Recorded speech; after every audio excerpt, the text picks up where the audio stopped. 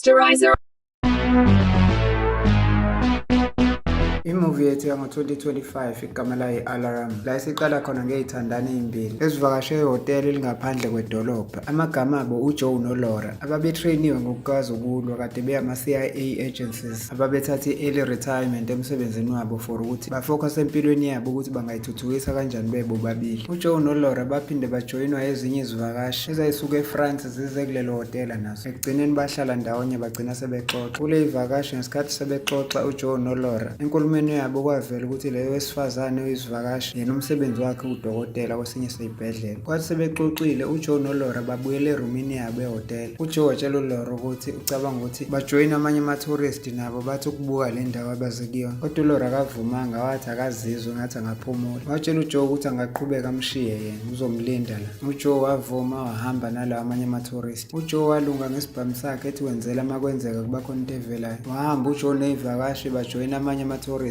sebehambela ukuzulazula la ehlathini. Khona lapho kwaqhamuka ibhanoyi yamanye ama-CIA agencies. Ibhanoyi yayindizela ngala uJoe namanye ama-visitor ababeme khona. Ipilot yebhanoyi yadutshulwa indoda yaqhamuka ngemuva, lokho kwenza ibhanoyi liyophahlazeka ey'hlahleni. Emva kokuzwa ukuqhuma uJoe wathatha labanye abavakashi for ukuyobheka. noLaura wayesehhotela wezwa ukuqhuma ngenkathi elunguza ngewindi ethusa ukubona intuthu emnyama yaphezulu. Wacabanga umkhonyane wakhe uJoe ukuthi unjani. Wakhipha i-satellite phone wamsendela imeseji ngaye. uJoe nabanye abavakashi bathuswa ukubona ibhanoyi eliphahlakile. uJoe nale tourist yawudokotela bahlonze idumbu bathola ukuthi omabili ama-pilot adutshulwe emakhanda ashona. Babona ukuthi akubanga ingozi ukuphahlaka kwale bhanoyi kube into yamabomu. uJoe wethuswa ukubona ukuthi lama-pilot bekuwama-undercover CIA agent. Ephaketheni lenye ipilot uJoe wakhipha u-hard drive. Ngesikhathi ethatha wakhuzwa yilo dokotela, kodwa uJoe wamtshela ukuthi labo hard drive bakanje bajwayele ukuphatha information enezenzo zenkohlakalo ezenziwa abantu abasezingeni eliphezulu nosopolitiki. Ukhuluma kanjalo uJoe akazi ukuthi neredio yale bhanoyi iyasebenza. Le nkulumo yabo ilalelwe abakuma-headquarters e-CIA nokuyilapho ababeyilalele bethuka kakhulu ukuze ukuthi lo Joe uthatha lo hard drive ophethe izenzo zabo zenkohlakalo besaba ukuthi uzoba-expose akhulume naney'ntatheli. Umphathi we-CIA wathi akutrace ilocation ukuthi leyo bhanoyi iphahlakelephi kuphuthunywe kuyo khona. I-agent yamtshela ukuthi imaphakathi nehlathi lesendaweni yase-Poland. uJoe wathi kulezi ivakashi ayiphuthume ibuyele back ehhotela ngoba le ndawo ayisaphephile. Kodwa engakahambi ama-tourist kwafika amanye amadoda okungaba yilaba ababulale lama-pilot. Indoda yomuntu omnyama ebizwa ngo-Oren ekuyona ewumholi walezi zigebengu yafika ngokuqala idelele ibatshela ukuthi akuhambi muntu la. Lo sesoyigayidi yasehhotela wabatshela ukuthi ubephelezela nawo ama-tourist azoyibukela ihlathi. u-Oren weza kulo muntu wesifazane udokotela embuza ukuthi wakulephi izwe. Wayithulela wangaphendula. u-Oren wavela wamsakaza ngenhlamba. Uthe eqeda ukumbulala wakhuluma noJoe embuza ukuthi awukho no-hard drive awuthathe la kulama-pilot afele la ebhanoyini. uJoe waphika wathi akabonanga hard drive noma u-hard drive wayewuphethe ngesandla ngemuva. u-Oren wakhomba uJoe ngesibhamu embuza ukuthi ungiqambela amanga noma. uJoe watshela u-Oren ukuthi angiqambe amanga. Ngawaqamba kanjani amanga ungikhombe nangesibhamu. nokuyilapho u-Oren ayeka khona uJoe watshela abantu bakhe ukuthi abaqhubeke nokusesha leli bhanoyi. uJoe wathola lelo thuba ukuyiphindiselela.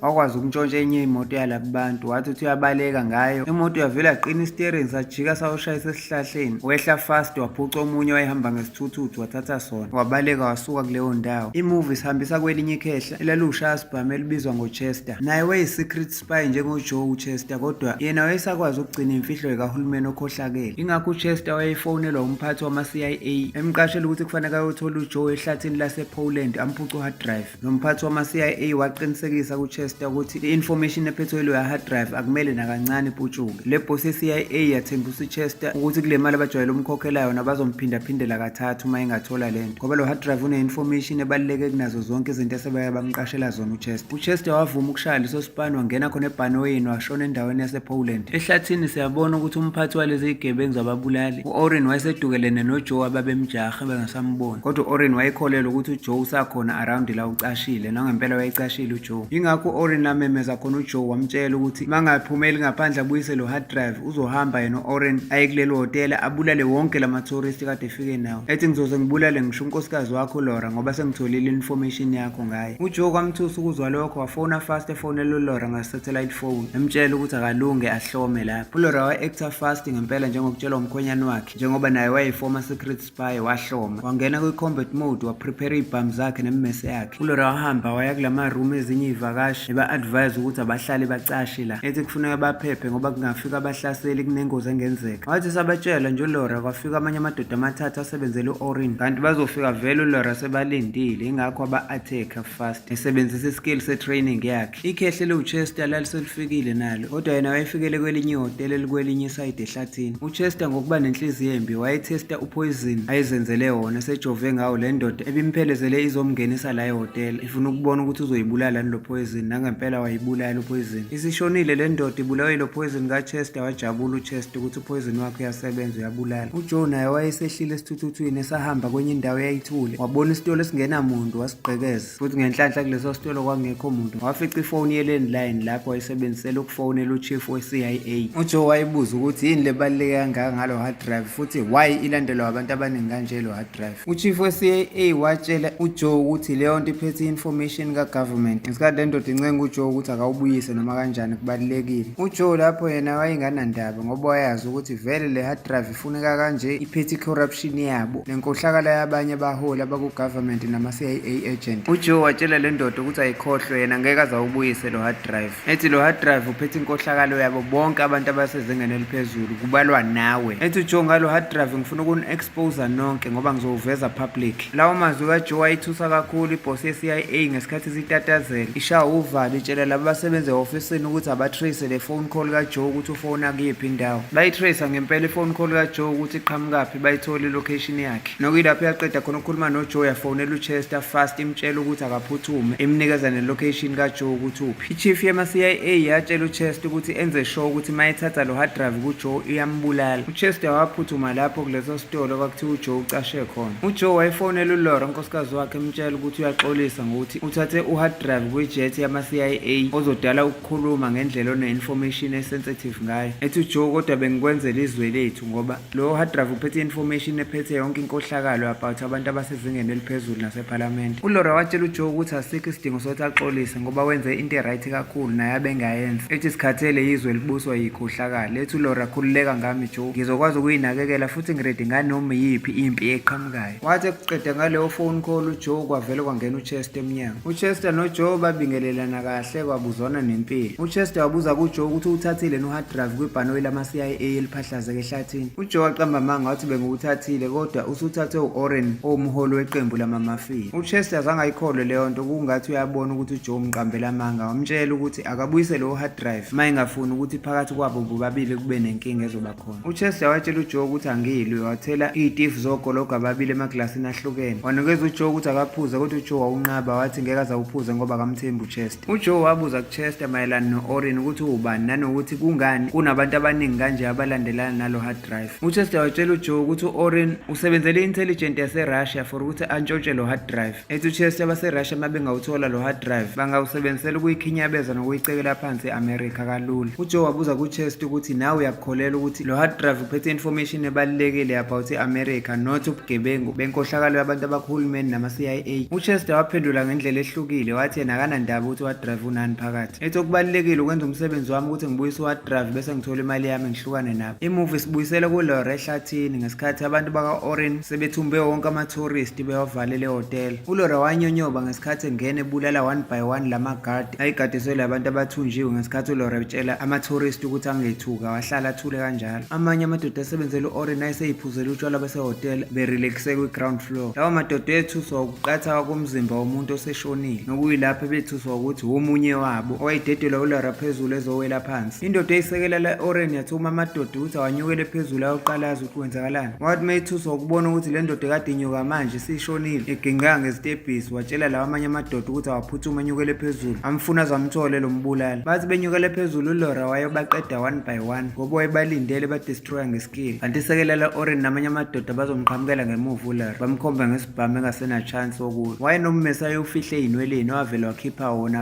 yaqala impi. Washaya amadoda wathi eseqedile ngawo wabhekana nesekela lika-Oren. uLaura yamthwalisa umzima leyo ndoda ngesikhathi imshaya izimbeka esitulweni. Yambuza ukuthi nenziwa yini nabantu base-America nizenzela abantu abathafa abangahluleki. uLaura watshela le ndoda ukuthi angiyena wase-America, mina ngiyi-German. Le ndoda anginandaba ukuthi ngikwakuliphi izwe, kodwa ngiyakwazi ukuthi unkosikazi kaJoe. Emqhumisa ngempama yathi akafonele uJoe amtshela ukuthi akabuyise u-hard drive yafuneka. uLaura wavuma wathi kodwa uma ungangibuyiseli i-satellite phone yami eniyithathile ngoba iyona nto engizokwazi ukufonela ngayo uJoe. Le ndoda yathi uma imnika i-satellite phone uLaura, kanti uLaura uzothayipha ikhodi e-activate ibhomu abelicuphile kwaqhuma. u-Oren nalamadoda ayehamba nayo base betrekhe baze bathola ukuthi uJoe noChester bacashe kuyiphi indlu. u-Oren watshela amanye amadoda amathathu ukuthi awangene ngaphakathi adile ngoJoe. Amadoda aqala ngabaza ngoba babemazi uJoe ukuthi akuyena umuntu ongavela umfeyise kalula. u-Oren yamcasula leyo nto wavele wavithiza ngesibhamu mathathu lamadoda. uJoe wayime ngasewindini, uChester ehleli phansi. uChester wacela uJoe ukuthi ngicela mbambe isandla ufuna ukusukuma ngoba khona into ebuhlungu eqolo. Kodwa wathi uJoe esembamba emsukumisa, uChester wamjova ngalo mjovo wakho nopoison abezakhele wona. uChester watshela uJoe ukuthi uno-24 hours ozowuphila ngaphandle uma ungayilapha ngokuyijova ngomjovo we-antidote, okuyiyona osingaqeda lo poison osemzimbeni wakho. Ethi uChester ngakunika umjovo we-antidote uma ungabuyisa lo hard drive. uJoe wavuma kuChester ukuthi uzombuyisela lo hard drive. Ethi kodwa masingaqala sidile no-Oren nabantu bakhe ngoba bona baningi futhi bayingozi. Wathi mezwa lokhu uChester wavula iwindi wadubula isigxobo sikagesi esasine-main switch wavele wabamnyama yonke indawo. La madoda ka-Oren avulela ngenhlamvu kuleyo ndlu eyayinoChester benoJoe bedubula bengayeki. u-Oren wadubula ngesibhamu esizokhipha intuthu ekungeke kuphefumuleke uma beyihogela baklinyeke. Yagcwala indlu ngempela leyo ntuthu. Angena phakathi amasosha ka-Oren kodwa uChester benoJoe babewadubula bewabulala one by one. Kuleso sixakaxaka uChester waphonsa ibhomu le-hand grenade laqhuma kwavuleka igaraji waqatha ku-hard drive esandleni sikaJoe. uChester waqavuna fast u-hard drive washaya uJoe wahamba fast esewuphuma ngalowo mnyango wegaraji eshiya uJoe ukuthi ayibambe yedwa impi yakhe namadoda ka-Oren. uJoe ngempela wayibambe eseyedwa impi elwa nenqwaba yabantu abaningi kunaye. Omunye walabo bantu wajikijela ibhomu le-hand grenade kwaqhuma kakhulu. Lokho kuqhuma kwamphonsa kude uJoe owayesevele esebhekene nobunzima. Kanti uzobona sekuma u-Oren eduze kwakhe embuza ukuthi ubengamniki ngani kwasekuqaleni lo hard drive ukuze kwenzeke yonke lento. uJoe wabuza ku-Oren ukuthi wena yini le baluleke kangaka ukuthi usungaze wenza izinto ezinkulu kanje ngalo hard drive. u-Oren watshela uJoe ukuthi bawufuna lo hard drive ngoba uphethe ukungcola nokukhohlakala kwechief okumphathi ye-CIA namanye ama-government officials asezingeni eliphezulu nasephalamende. Ethi u-Oren makungatholakala lo hard drive ba-expose labantu izwe lingabuswa kahle ngokuthula okungena nkohlakala. Wavuma u-Oren ukuthi bekuyena futhi obedubulele ibhanoyi le-CIA ekuqaleni for ukuthi antshontshe le hard drive. Okuyilapho uJoe wabona khona ukuthi uChester ubemtshela amanga mayethi u-Oren usebenzele i-Russian intelligence. uJoe ebona ukuthi yena beno-Oren benza into efanayo ukuzama uku-expose ugovernment okhohlakele. uJoe waxolisa ku-Oren kodwa wamtshela ukuthi uChester already ubesewuthathile u-hard drive wahamba nawo. Wamcela ukuthi abasebenzisane ndawonye ukuze bathole uChester, okungenzeka ukuthi kuyimanje usendleleni ehhotela ukuyohlasela inkosikazi kaJoe uLaura. u-Oren wavuma baqala lapho basebenzisana benoJoe, bobabili sebekwimishini ukuthi kufanele bafune uChester baze bamthole. Bese endleleni uJoe wafonela ichief yama-CIA yayitshela ukuthi uzoyiveza obala zonke izenzo zayo zenkohlakalo nobugebengu. Kodwa ichief ye-CIA yamhleka yamtshela ukuthi iyazi ukuthi already uChester usewuthathile u-hard drive kuJoe. Yathi kuJoe kumanje ngiyazi ukuthi umzimba wakho uhamba nopoison futhi usalelwe u-24 hours ukuthi uphile. uJoe watshela ichief yama-CIA ukuthi emzimbeni wakhe akukhombisi nokuthi kukhona upoison, so uyazazi yena ukuthi akekho engozini yokubulawa upoison ngoba kungenzeka ukuthi lo Chester wakho ngoba esegugile uvele wakhohlwa wamjova ngento engabulali. ichief yama-CIA yathi sitholile ukuthi iphi location kaJoe ngesikhathi enze phone call, yatshela abasebenzi bayo ukuthi abaphuthumise ama-drone bandizise wona ahamba udubula uJoe no-Oren la bakhona. Angempela andiza ama-drone amabili ayihlome ngeyinhlamvu endizele endaweni yase-Poland for ukuyodubula uJoe no-Oren. Akwathathanga isikhathi eside ama-drone ukubathola ngoba athi sebatholile aqala lapha avulela ngama-bullet. Ayidubula imoto ama-drone noJoe wayigijimisa kakhulu imoto edayiva lawo ma-bullet. Noma wayezama ukudakha ngokudayiva kwemoto uJoe kodwa lawo ma-drone ayengayibekile phansi engayekile ukudubula. Imoto yayibaleka yagijima yaze yawungena kwenye indlu yayisehlathini, nokuyilapho ama-drone adukela khona ilocation yemoto yayisingaphansi kwe-roof. Inhlanhla u-Oren noJoe baphuma bengalimele baqhubeka nokwadubula lawo ma-drone ababewabona wona engasababoni. Bathi sebezame kaningi ukudubula lawo ma-drone bayishaye yodwa bayiphahlaza. Kodwa kwathi kungalindelekile u-Oren wavele wajikisa isibhamu sakhe wasikhomba kuJoe ekhanda. Engakwenzile ukuthi u-Oren wadutshulwa umuntu ekhanda ngemuva, nokuvelayo ukuthi wayedutshulwa unkosikazi kaJoe uLaura. Khona lapho enye i-drone yayisele yaphinde yadubula indlu yayiqhumisa. Ngenhlanhla leyo drone yayisidubula ngenhlamvu yokugcina nokwenza lapho ukuthi uJoe noLaura basinde bengalimalanga. Ngakusasa ekuseni bahamba uJoe noLaura kaLaura sebeya kwenye indawo engasemanzini. Ukulwa namasosha ka-Oren kukaLaura kwamenza wazizwa eba weak kakhulu. uJoe kodwa wamthembisa ukuthi uzomtreat-a amanxeba akhe la alimele khona, emncoma futhi embonga nangokuba nesibindi. Besarelekse kanjalo kwaqhamuka ikhehla uChester. uJoe wabuza kuChester ukuthi usahlaleleni la ePoland ngoba kufanele ngabe ususe-America wena uhambise lowo hard drive. Wathi uChester akusahambeki ngendlela umzimba wakhe uso-weak ngayo, obuhlungu ngayo wonke. uJoe wakhuluma iqiniso ukuthi uyena uJoe ophoyizine uChester, ngalo poison wakhe ayitshela ukuthi uChester uphoyizine ngawo uJoe. Ethi uJoe uphoyizini wakho ngubone kudala ngawufaka kulogologo ukuthi asiwuphuze sobabili. Ethi uJoe ingakho nginqabile ukuphuza lo batshwala bakho, njengamanje ngiphethe i-antidote engakusiza ukukujova iqede lo poison osemzimbeni wakho, kodwa lokho ngizokwenza mangabe wena ungibuyisele lo hard drive ngiqede ngale chief ye-CIA ekhohlakele nama-government official angalungile. uChester wavuma wamnikeza lo hard drive. Kwenzeka into ebingalindelekile ukuthi bobathathu uLaura noChester noJoe basebenzisane ndawonye for ukuqeda ngenkohlakalo ebantwini abasezingeni eliphezulu. Yintsha le movie guys, bathe isazoba no-part 2 kodwa awukaphumi. Uma uphuma sizokwenza njalo ngoba isaqhubeka. Siyayibeka lapha namhlanje, ungaphuthelwa imovie elandela izo-uploada ngekudala.